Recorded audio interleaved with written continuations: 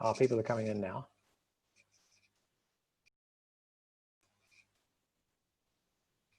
Yeah, I think 10 people started early so far.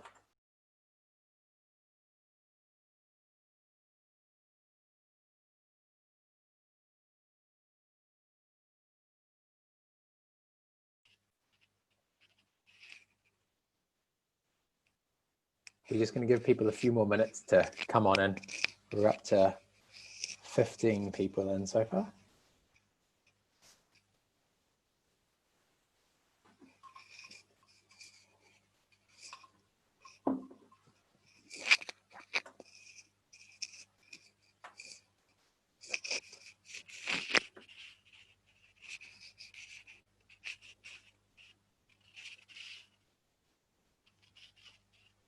Hey, if you're coming in now, can you comment in the chat and just say, I've arrived?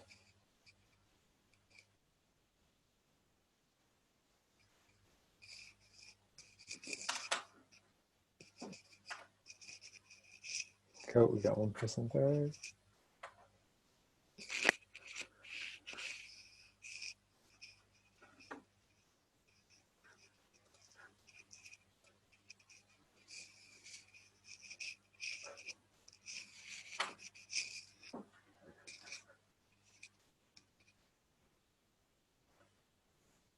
We'll give people a few more minutes. We'll start at about 2 minutes past, I reckon.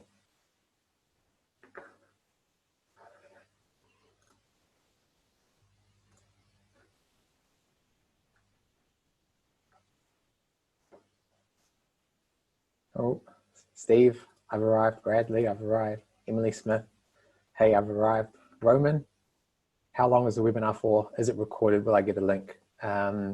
So it is going to run for about 50 minutes. It is going to be recorded, but I'd encourage you to stay because I've been to a few webinars where the recordings actually failed.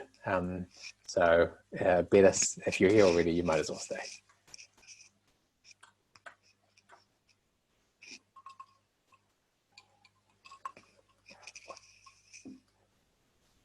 Okay, now you can unmute now. Welcome in.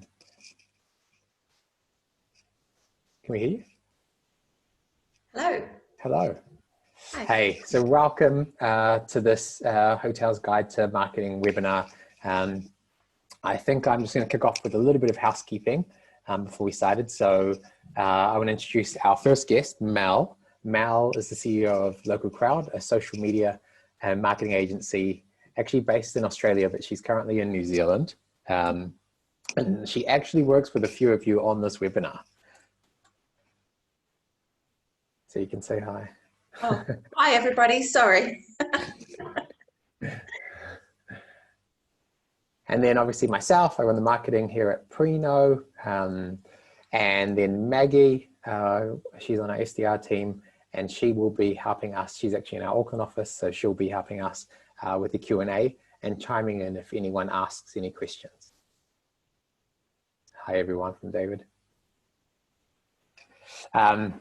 So a bit about Preno. We're probably the most simple and intuitive property hotel management software on the market right now. We're not a marketing tool, so this is not going to be a sales pitch about our software. We're just genuinely trying to give you value, give the hotel industry value during what is a difficult time. One thing I do want to cover off is, so can everyone see there's 3 little buttons down the bottom. There's a chat, there's a raise your hand, and a Q&A. So can we just get a bunch of you, everyone here, actually to test the Q&A button? Can you type in hi and which city you're from, or what region you're from, or what hotel you're from? And see if I can see those questions coming up.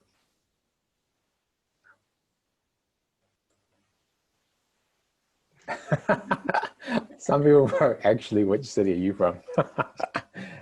So we got a few people from Auckland, Queenstown, Auckland, Bondi Beach, New South Wales, Northridge Country Lodge, Bali, oh Amadou.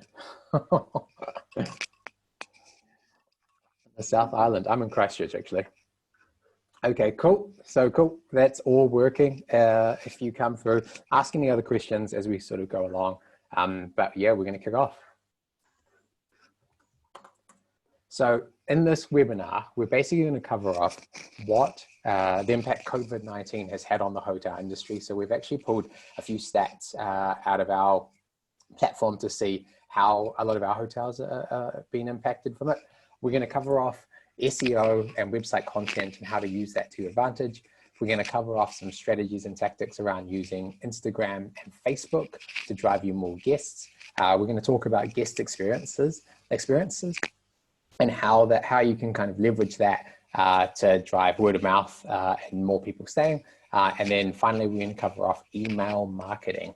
And if you stay right until the end, we've got some sort of pro tips, especially for those in New Zealand, where the government will foot the bill on training your team how to do a lot of the stuff.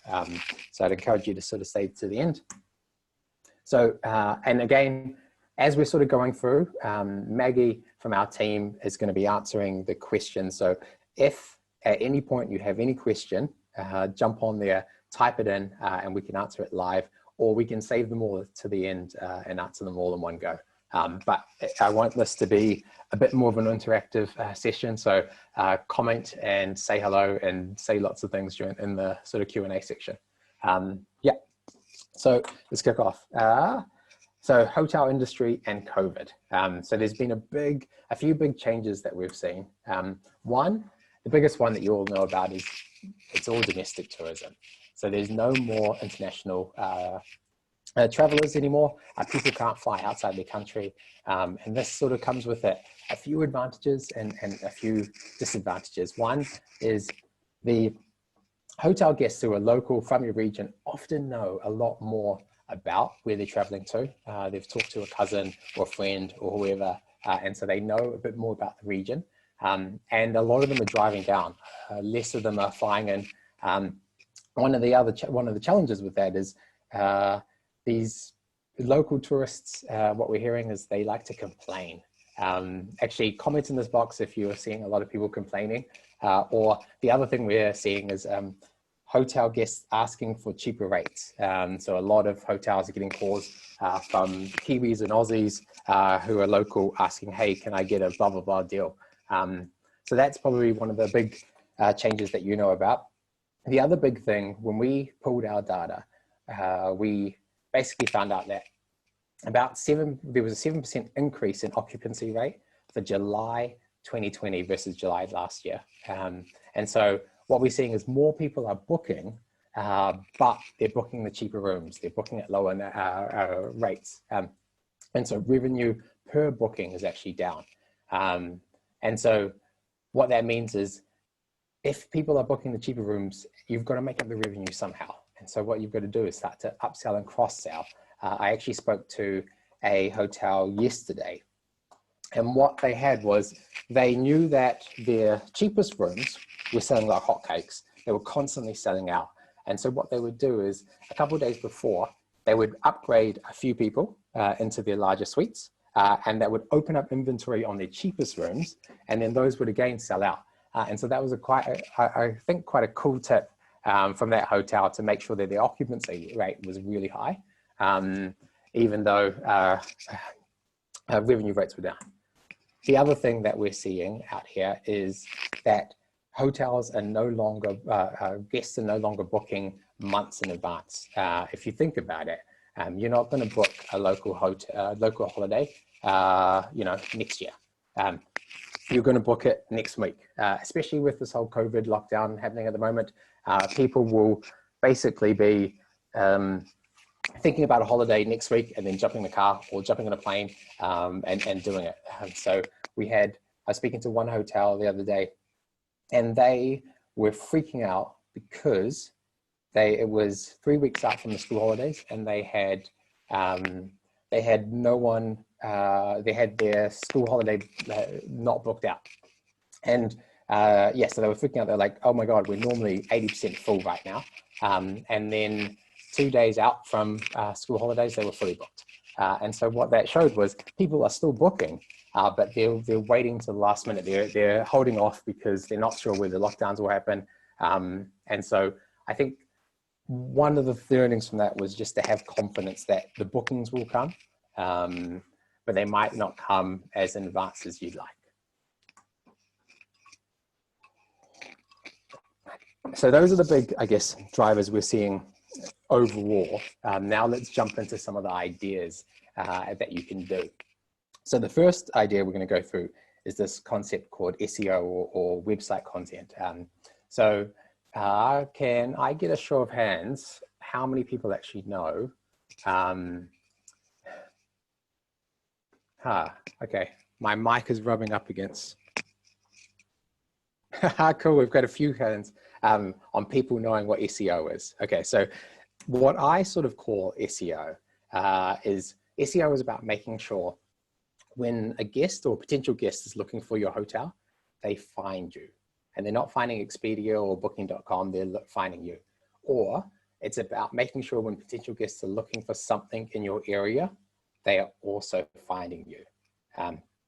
So when you, I guess, how do you do that? Well, the easiest way is to write blog posts. So,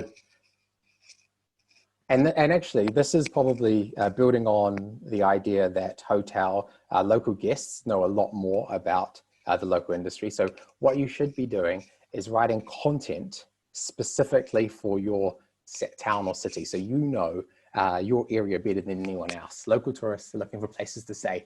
They're not looking for places in Gold Coast. They're looking for somewhere near the Cousins Batch that's 10 minutes down the road. And so when you think about it, this is sort of an advantage for you local hotels versus the big guys, Expedias, because when they write articles, they're thinking about, okay, what are the top 10 best places to stay in Golden Bay? Whereas you can say, what are the top 10 places to stay in, insert your small town there, or insert your street there, or insert your local village there. And I guarantee if someone is thinking about staying in your region and they type in your specific location and you come up, they will book with you.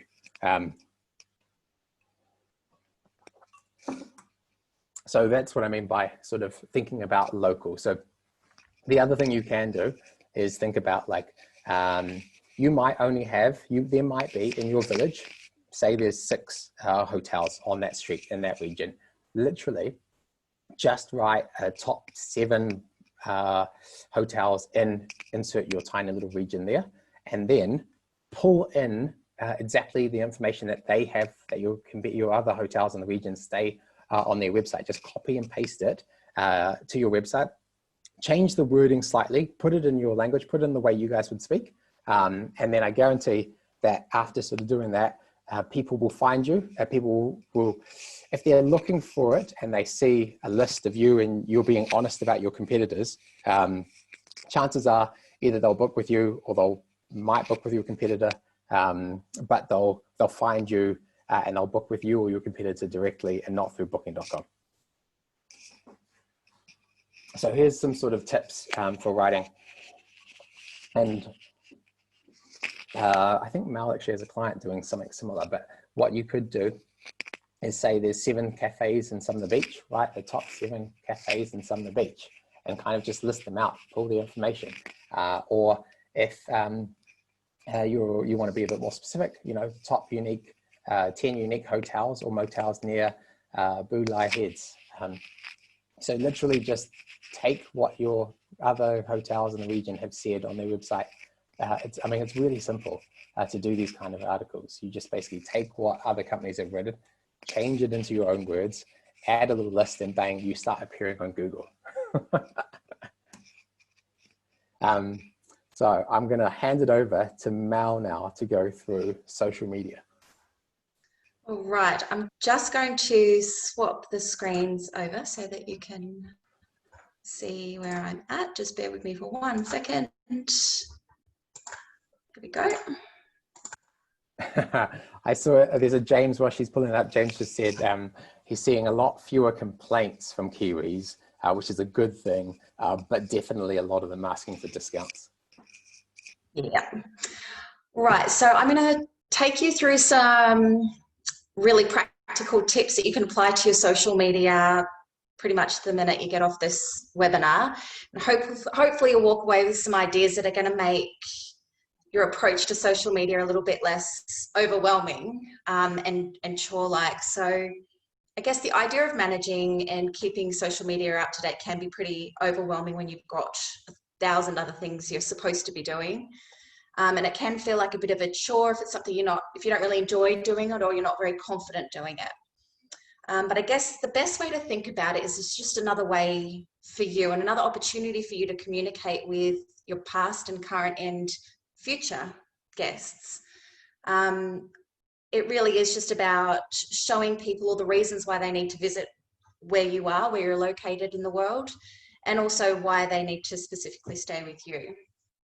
Over lockdown, I mean, COVID has really changed how people and businesses use social media. The use of social media absolutely skyrocketed through lockdown in New Zealand, and I can assume the stats would certainly be the same for lockdown in Australia and Victoria as we speak.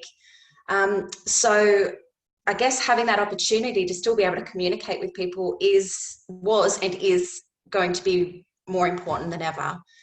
I mean, people use social for many different reasons. To check in with friends and family, to learn something new, to keep up to date with news or their communities. They also do use it to research and check up on businesses before they engage with them, and really to be inspired. And that's why that we really think that when we're working with clients on social media, we really feel like it's a privilege to appear in somebody's newsfeed, because they're not there to see us. So it's not a privilege that we take for granted. Businesses that really get rewarded on social are the ones who have good content, people who engage with people on social, and investment in your product. So a wee bit of Facebook advertising doesn't go astray, but I won't have time to talk about that today. Let me just, is this going to work? There we go. When you write for social, it's really important that you write as if you're speaking to an individual, not a crowd. Social media is really a chance to create what feels like a personal and really authentic relationship with guests before you've even met them. So when you're creating content, and these are the rules that we live by as well when we're doing our work, is it useful? Is it interesting? Is it entertaining? And is it engaging? Your content needs to be at least two of these things. As important as it is to be consistent with your posting on social, there's no point posting for no reason unless you've got something useful. That's not good for your brand. There are a few, obviously not a few, there's a lot of different social media channels, and knowing which ones to pick can be a bit tricky. I mean, obviously it depends on your business, your location, your demographic, and the resources that you have available to manage the platforms. But really, especially for you guys, if you focus on Facebook and Instagram, you're going to have most of your bases really covered. Each social media platform has its own real purpose for its existence. Facebook is all about connecting with people. Instagram is really about inspiring people. And LinkedIn, if you ever had the resources to do it later down the track, is really to educate and to place yourself as a thought leader in your industry.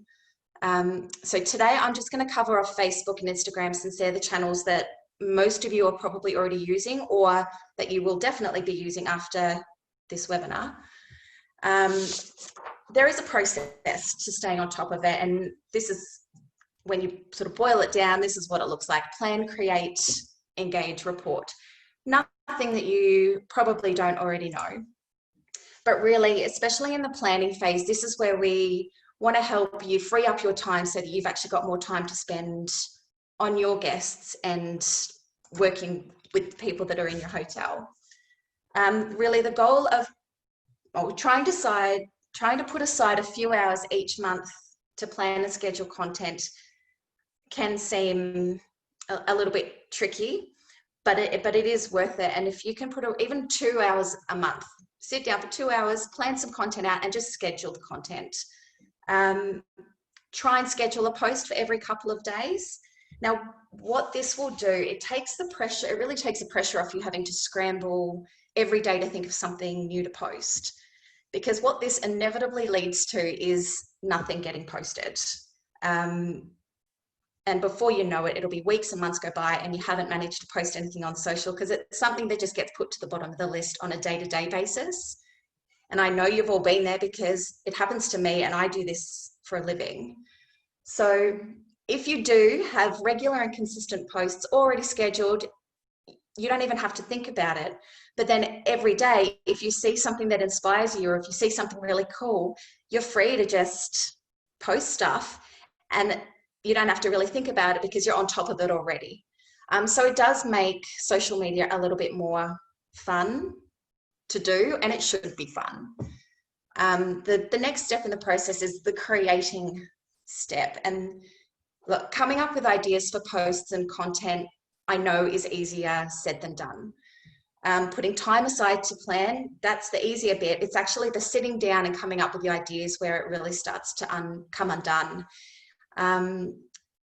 The rules of the content that you post on social is really to mix it up.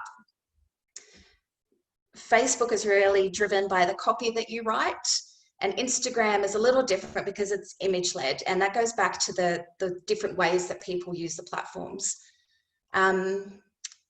Bit of an expert tip, when you're planning your Facebook, write the copy first, then worry about the graphics and the images.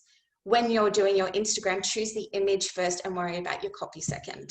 It's going to make things a lot easier for you at the end of the day when you're doing your planning.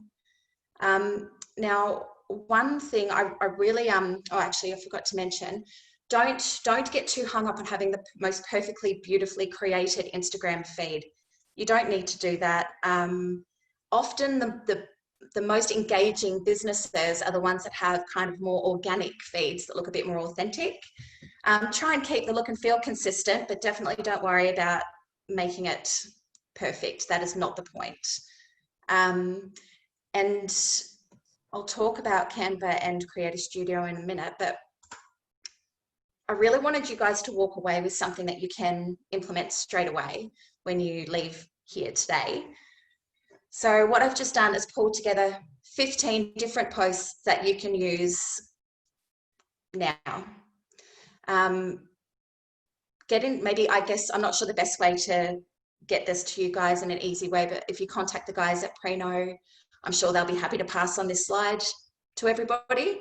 But I guess what I just want to show is that having a good mix of content, but also you don't have to think too hard. And this process, these posts that I've given you here, you can take the themes from those posts and apply it to every month of scheduling after that.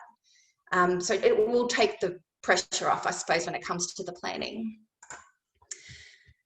Now, you may be all over this, and apologies if I'm preaching to the converted already, but in case you didn't know, you don't need to use a third-party scheduler to schedule your Instagram posts anymore. You can use what's called Creator Studio through Facebook. If you've linked your Facebook and your Instagram accounts properly, you can actually schedule all of your Facebook and all of your Instagram posts for free via the Facebook platform. What I can do is I'll put together some really easy instructions of what you need to do and flick it to Menelik at Preno, and he can send them on to you guys if that's something that you're interested in exploring a little further. And the other thing I really wanted to mention here for you, if you haven't heard about it already, is Canva. It's like an online software for graphic design, but it is super easy. It is designed so even the least creatively inclined person can make really awesome graphics and posts for Facebook and Instagram. So I guess what's important for you to know is there's free tools out there, and there are ways that planning your social can be made a lot easier than it might be now. Sorry, I just got a few questions that's come up, which really need some answering, but we have Emily Smith just asking, what should I prioritize, Facebook or Instagram? That depends on your, why am I going backwards here? That depends on your demographic, I suppose. If you're speaking to an older audience, so more of the, I guess, 45 to 65 type audience, then Facebook is actually an amazing platform for you to prioritize. If you've got a bit of a younger crowd, then maybe Instagram, but really there's no, if you can do one, you can do the other, because a lot of the content will be kind of similar. So honestly, try and do both if you can, and just be consistent with your posting every couple of days, every 3 days, whatever you can handle. Great, and we just have one more question as well while we're at the topic. We just had an anonymous attendee ask, is paying for social marketing really worth the investment as a smaller operator? Oh, is that a trick question? So look, it can be. We work with lots of different kinds of clients. We've got big clients, we've got small clients, we've got local motel clients. The benefit in outsourcing is that you don't ever have to worry about it. It gets done. Traffic's being driven to your website without you having to do anything, so that you guys can focus on the day-to-day running of your business. I think given the right tools, and if you can commit to doing it yourself, you don't need to outsource it. But what people really struggle with is the time and the resources. Yep, great, thank you. No worries. So look, I'm going to talk about hashtags super quick because it is really important. We could talk about hashtags for days. There's just a couple of things I'll let you guys know. So hashtags on Instagram are used to categorize content. It's essentially so when people search something on Instagram, they can find what they're looking for. It's like a little Google, I suppose. You can use up to 30 hashtags on a post, but just because you can doesn't mean you should. So the consensus is around 11, but really the most common number of hashtags on a post is between 1 to 5. Now with figuring out the best hashtags to use, that's a bit of research, see what your competitors are doing, and looking, I guess, at the insights over time. But what we see a lot is people get really tempted to just copy and paste the same hashtags for every single post, but don't do it. Instagram's community guidelines state that posting repetitive comments on content is not okay.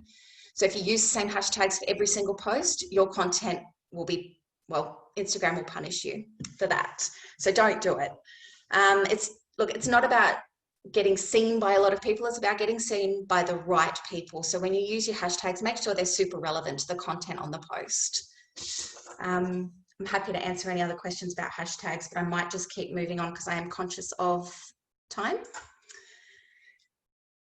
I'm going to talk about engaging with people now. Look, the best advice I could give you here is speak to your online community the same way you'd speak to and treat a guest stood in front of you at your hotel. This is really important to remember because social media can sometimes feel like a mass marketing tool, but it couldn't really be further from that. These are one-on-one personal networking platforms. So when you're creating content, when you're replying to messages or comments, you need to be authentic, be real, be personable and professional, just as you hopefully would be in real life if that person has stood in front of you. In fact, it's probably even more important on social media because your interactions with people are there for the world to see.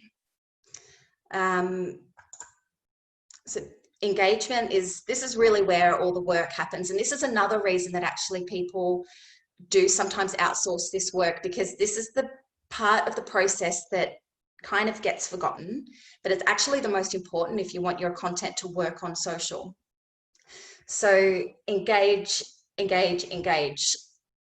cannot say it too many times. If people comment or message, reply as soon as you can.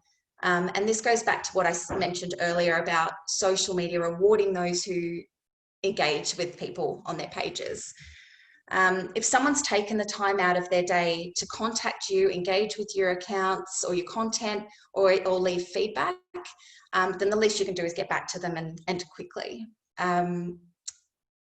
Another really important aspect of this is interacting with other local business accounts by sharing and commenting and tagging. And this is really especially useful for any of you guys that are in a really local community setting, because not only will this help you build relationships with other local businesses, but it helps you reach new audiences.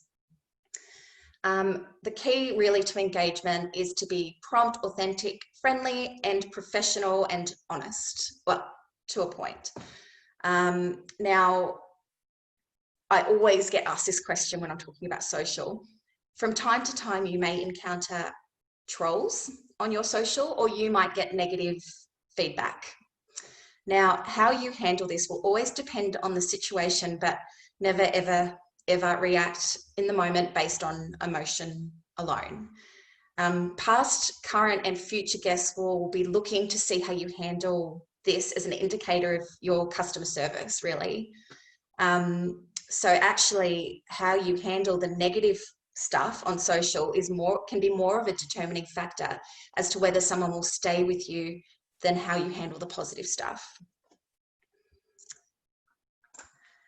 And the final bit is reporting. Now, you can do all of these other things and do a really great job, but if you don't know that it's working, the work is for nothing. So look, every month, put aside even just 10 or 15 minutes to look at the results on your Facebook and Instagram.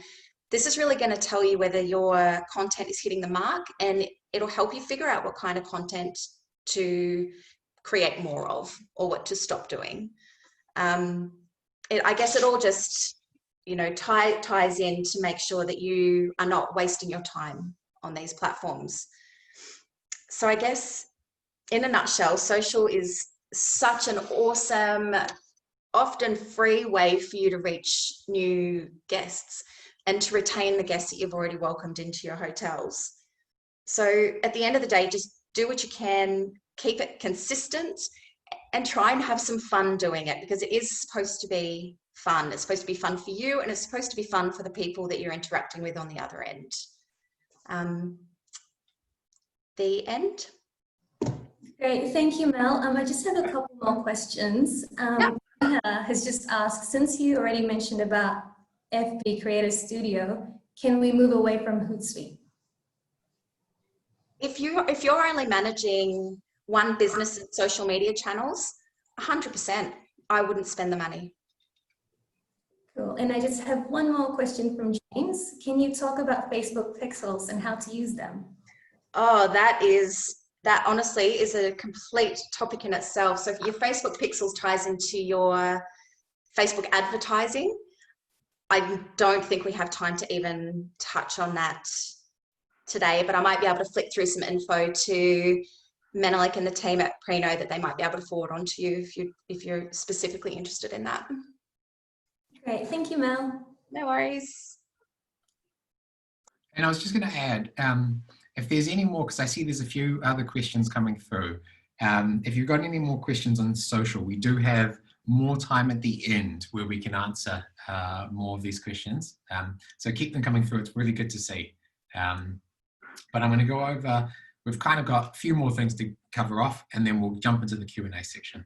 But can anyone see my slides? Can people just comment whether you can see my slides? And I'm just waiting for Maggie to give a thumbs up if people are saying yes. Perfecto. Okay, so I want to talk about surprising and delighting your guests. And so this is probably the best way to get 5-star ratings. Oh, I just saw one comment from someone, who was that? And they said that if they do this, and we all do this on this call, then all the different hotels will be using the same marketing strategies. I just wanted to sort of reply back to that and say, chances are most people aren't going to be watching this, and chances are there's not another hotel in your region watching this. So I reckon if you do this and do it well, you will be able to dominate and get a lot more bookings than your competitors. So I don't think you will run the risk of every one of you doing the same strategies. But yeah, anyways, back to surprise and delight. So this is probably the best way to get 5-star reviews.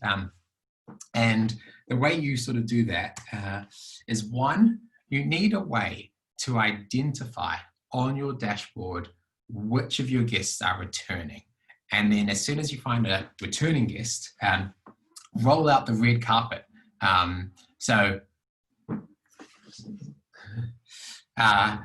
yeah, when Mr. Smith comes back, say, hey, welcome back, Mr. Smith.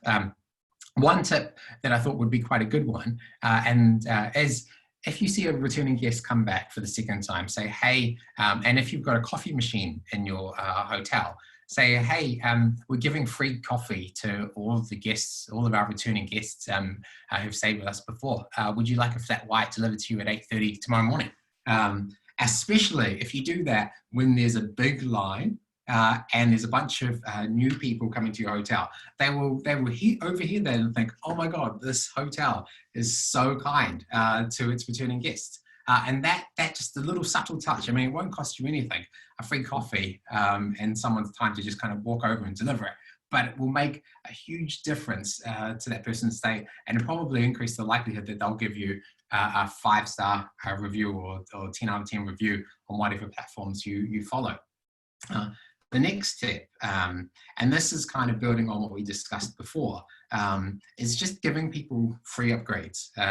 So anyone who's been with you before, just upgrade them. I mean, if you can tie this in to a room that is always booking out, if you've got let's say you've got a bunch of small studios that are always booking out, if you can just upgrade people the day before and fill up the inventory for those small studios on booking.com so you can get more bookings through, it's a win-win-win. One, you kind of surprise and delight someone. You're like, oh yeah, cool, I got a free upgrade. And then two, you've increased your inventory on your best-selling rooms so that you've got opportunity to bring in more guests.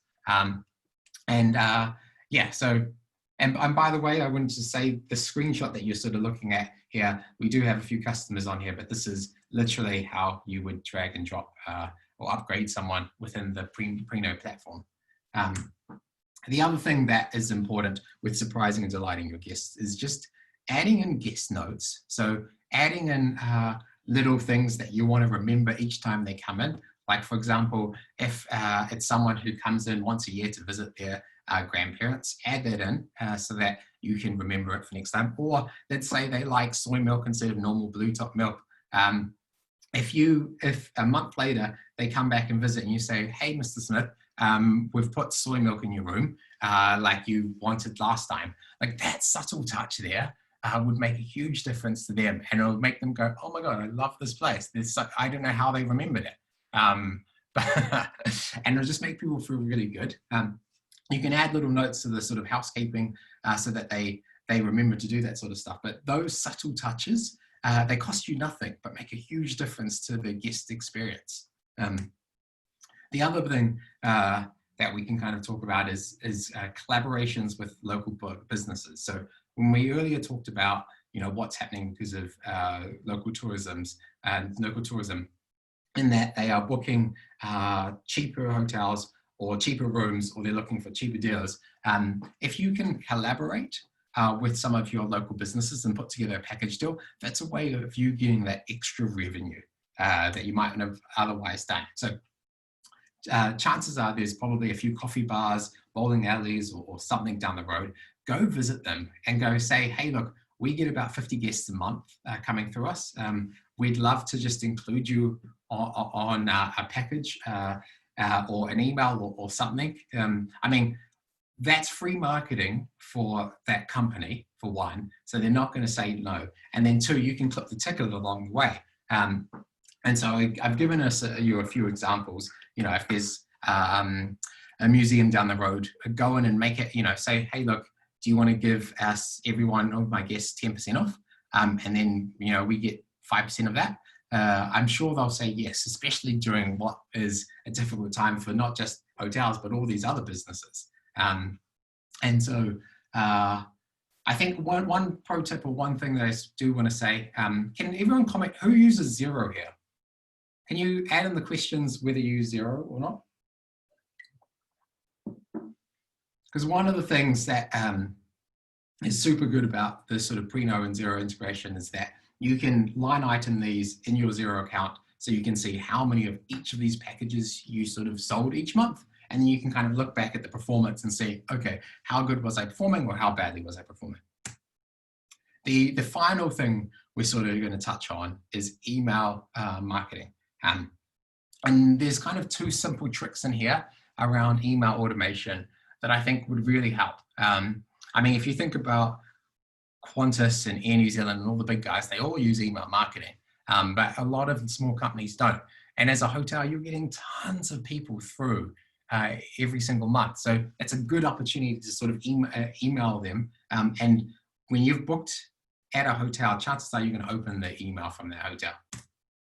So here's a sort of before they arrive, so 2 days before they arrive. And this kind of goes back to that collaboration deal we mentioned before, where you can just set up an automatic email 2 days before they arrive to say, hey, you know, while you're coming, do you want to, I mean, everyone does the, hey, do you need a free airport shuttle?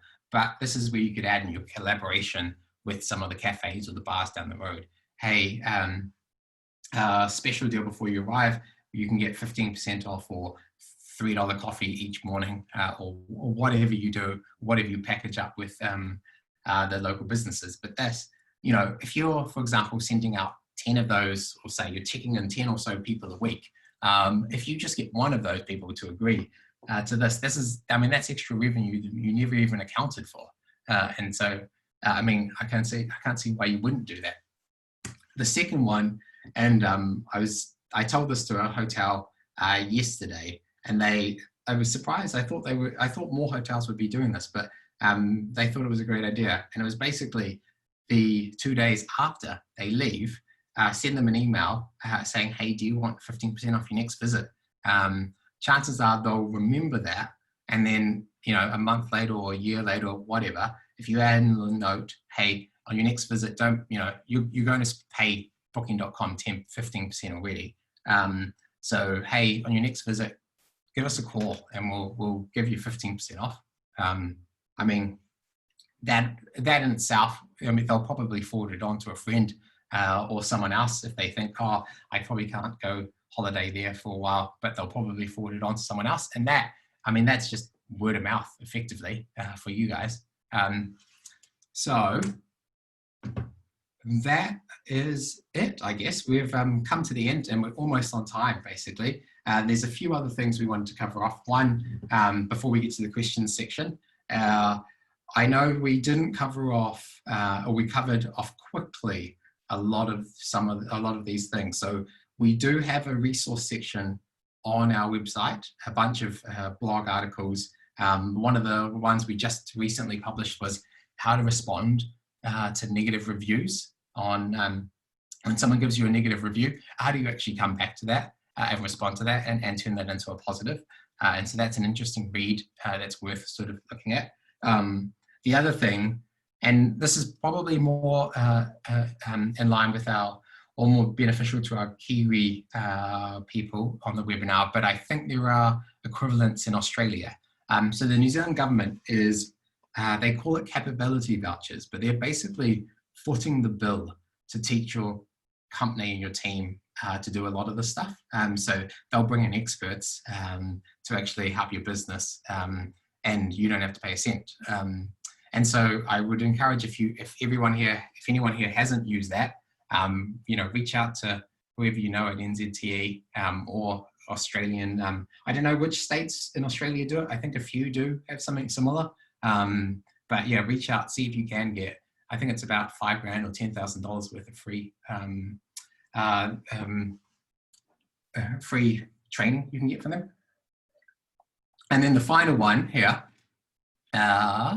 is a sort of a request from me. I'm a little bit down on my target, so I need 3 of you guys to sign up for a free trial. So if any of you guys have seen the functionality of Preno and want to give it a little spin, can you either comment right now or add in the question and answer box that you'd like to have a trial, and we can set one up for you. But yeah, let's jump on to the question section. Great, I got a few questions here. First is from Bradley. He's just asked, do you believe email marketing works?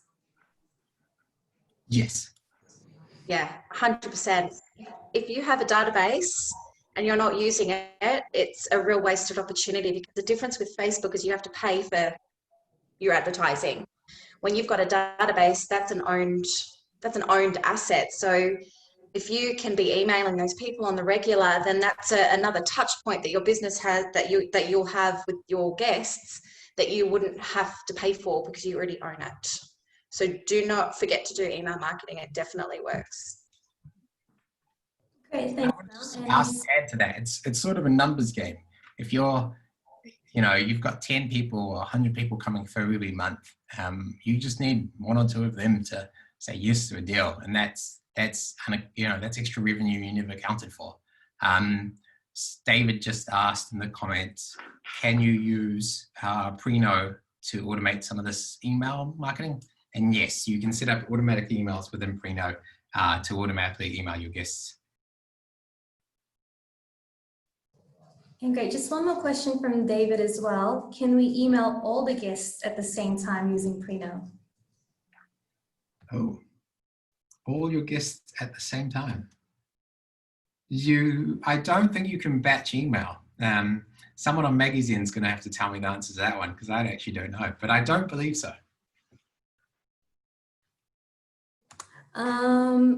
I believe that in terms of using emails to send out a Preno, it's per booking, so we can do it per booking instead.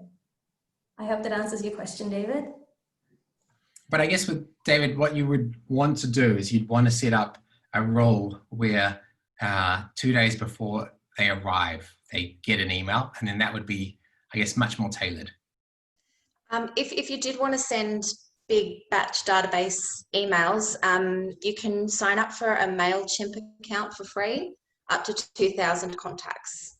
So if you did want to do that kind of marketing, that mass email, you can do it that way and you don't have to pay. Ah, it's cool. So someone just said, I'd like to sign up. There you go.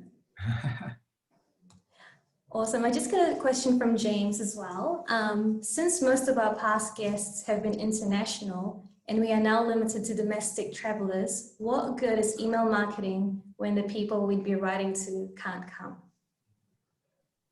So this would be email marketing to your guests who have already booked in. So let's say, for example, let's hypothetical, you have 50 people coming through to your hotel every single month. You set up an automatic email where 2 days before that person arrives, they get a special offer or an upsell. And then, all you need is one or two of them to agree to that. So you're not doing email marketing where you're blasting everyone who's ever visited your hotel. You're being really tailored, hey, I know you're coming in 2 days, and I know it can be really hard waking up in the morning. We just had daylight savings, say for example. How about we've got an offer right now where we will show up at your door each morning at 8:30 and deliver you a coffee, a flat white, and that's only $3 per day of your stay. Whatever it is, but it's a very targeted, tailored message, based on who they are and where they're going. So, if you sent out a mass email, you wouldn't know where they were traveling next week. But if you sent them a targeted email 2 days before they arrive, hey, look, they're going to be in this town. They're going to be in my town. So I know that these are the 5 best attractions, and 2 of them I've built a partnership deal with. Include that in an email. That would be it's off a percentage game. All you need is 1 or 2 of them each time to sign up, and that's extra money you didn't account for. Great, just got another one here. How often would you suggest to send marketing emails to the same audience?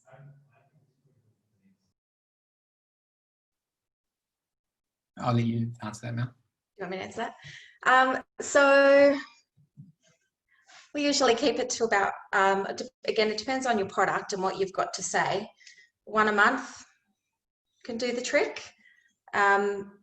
and it's sort of worth being relatively consistent in your communication with people, even if you think they can't come, because one day they can come back and you don't want them to forget about you in the meantime. You don't want to overload people with mass marketing emails, but if one a month is usually pretty non-offensive and enough to keep that brand recognition going. Cool, great. And I just have another question about Preno. That Tammy asked, so all of the pictures of that system you showed in the slides is Preno, correct? Well, yes, definitely Preno. I am more of a pen and paper person. How easy would it be to convert these onto software? I mean, picking up Preno is pretty easy.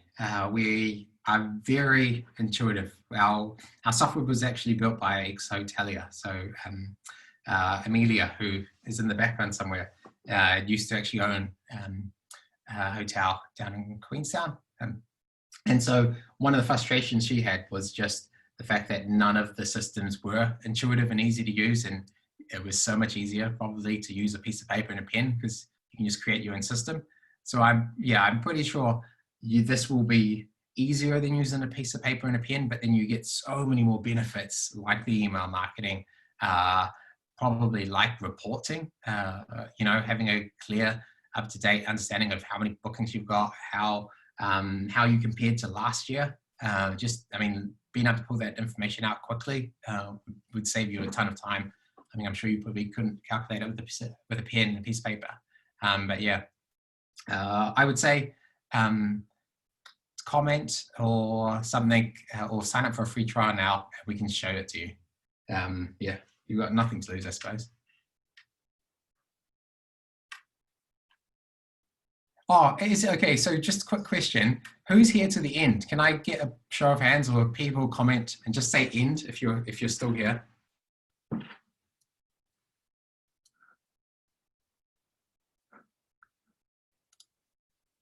End, there we go.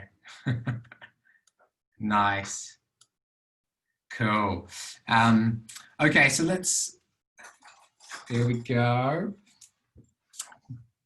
Damn, there's quite a few people who have stayed to the end. It's impressive. Okay, so now we're going to finish up now. Thank you so much. Maggie is actually going to give everyone here a call and ask you how it went. If you do want the slides, ask Maggie really kindly. I'm sure she'll be able to give them to you.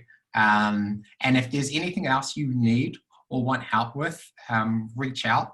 Can everyone here just go to our, actually, I wonder if I could, I wonder if I could share my screen and quickly show you how. Two things I want to show you real quickly, because some people have asked, where are the blogs? So if we just go Preno, if you go prenohq.com, so we did change our menu slightly. And so to get to the blogs and all those pieces of content that we wrote, if you scroll all the way to the bottom, and you'll see this little blog section there. If you click on that, you'll get all of our tips on some of our articles that we wrote. And this is the one, how to respond to negative hotel reviews. This is more social media marketing tips for anyone who wants to see those. And then if you're into that sort of stuff, you can look at what artificial intelligence will do to the hotel industry, which is fascinating. And while you're here, I would encourage you, click this big button. Okay, sweet. Thanks, Tim. Ciao.